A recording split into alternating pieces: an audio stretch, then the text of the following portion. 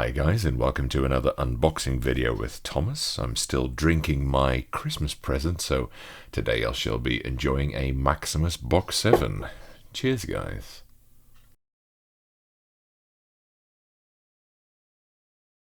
Oh, nice. Good for a nice midnight drink. Right, I must admit I have no idea what this is. It came from Guan Yu Company Limited, and apparently it's a PI967SEC2 keyboard. So I'm not entirely sure what this is, but I do know that they owe me money for import fees. So we'll see what this is. Well, let's dive straight in because I'm quite curious. Sometimes there's companies that say, yeah, we'll send it to you when it's ready. And sometimes they forget to send me a tracking code or something like that. So it may well be something like that.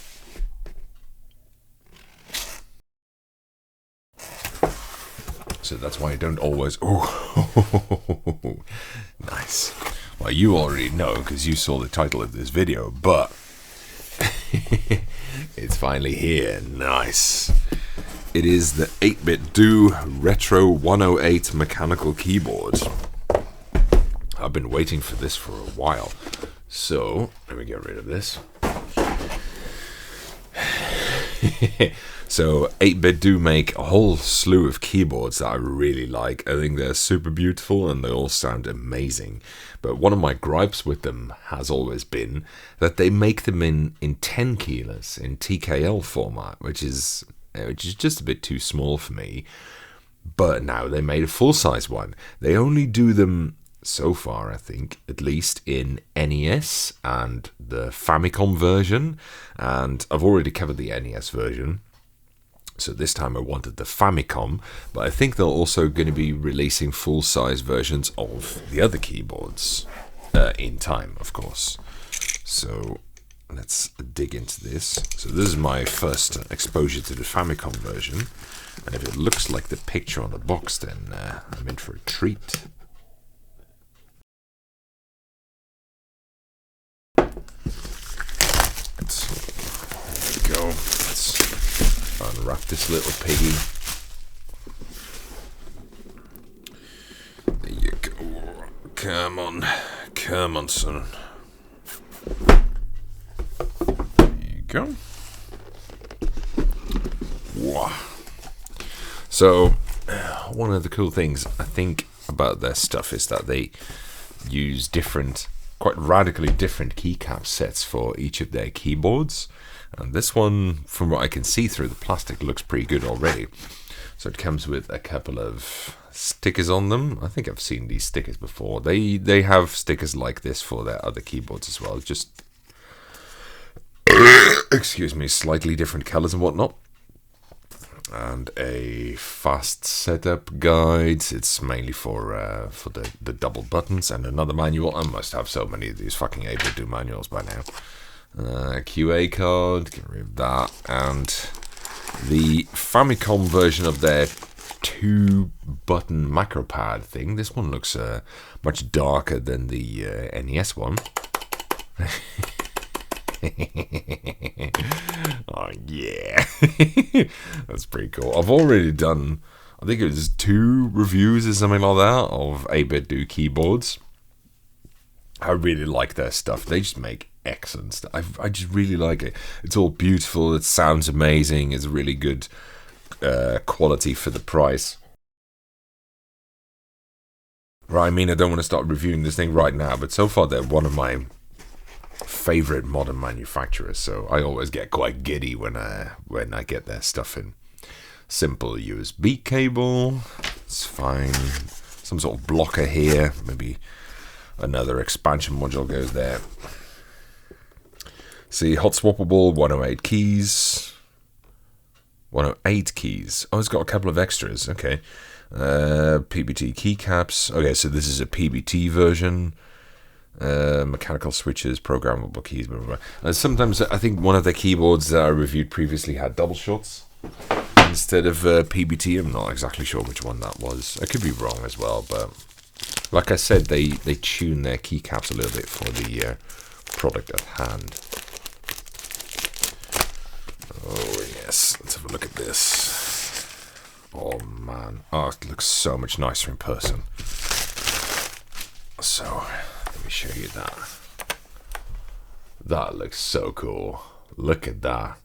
It's got some gold lettering on it as well. It's very... I mean, I never owned a Famicom, but I know what it looks like. I think they captured the style very nice. It's not exactly white. It's a sort of cream color. And that nice dark red. I love the keycaps as well. Look at the keycaps. It's really cool. It's... Oh, man. They just make such cool stuff. Probably comes with the same click bar box switches that they have on there by default. I think by now it's V2 box white. Potentially the same thing here. Very nice. That looks so good. So they tune these keyboards a little bit for the individual styles, but obviously the main chassis and that sort of stuff is all the same. Makes it easier for them to make different versions without completely retooling everything. It's just the embellishments that are different. But the cool thing about this full-size one is obviously that it has a whole numpad, and they added 4 extra keys here as well. So FN key, mute key, calculator key, and a lock key. I'm gonna guess that's well, I don't know if that locks the keyboard or if that's a win lock key. Not entirely sure. Oh man, it's getting difficult to it's getting difficult to pick which one I think is the best looking. This one looks so much better than it does in the picture. So let me just grab that real quick, because I think keyboards don't always, you can't always see how nice a keyboard looks, even if it's a really good picture. But you know, it just looks way better, I think, in person. Yeah, I mean, it's a good picture, but still, fucking gorgeous. Let's see if I can quickly do a little bit of typing with this. Take out one of my extra cables.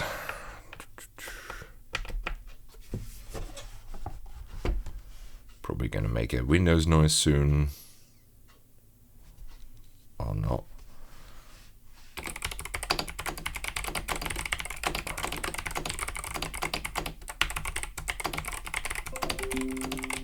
There you go. It was already working before that time. Nice. Excellent. And they just sound so good. It's because it's a fairly hollow plastic chassis that acts as a resonance chamber for clicky switches like this. Yeah. Nice. Right. I mean, like I said, I've already unboxed, I think 3 or... Well, this is my 4th, I think, 8BitDo keyboard that I've unboxed, so no need to go into too much detail. I've already reviewed a couple of them as well, but still, it's really nice to have a look at a new model like this. So, thanks 8BitDo. In any case, I hope you enjoyed this unboxing video, and I'll see you again soon. Bye, guys.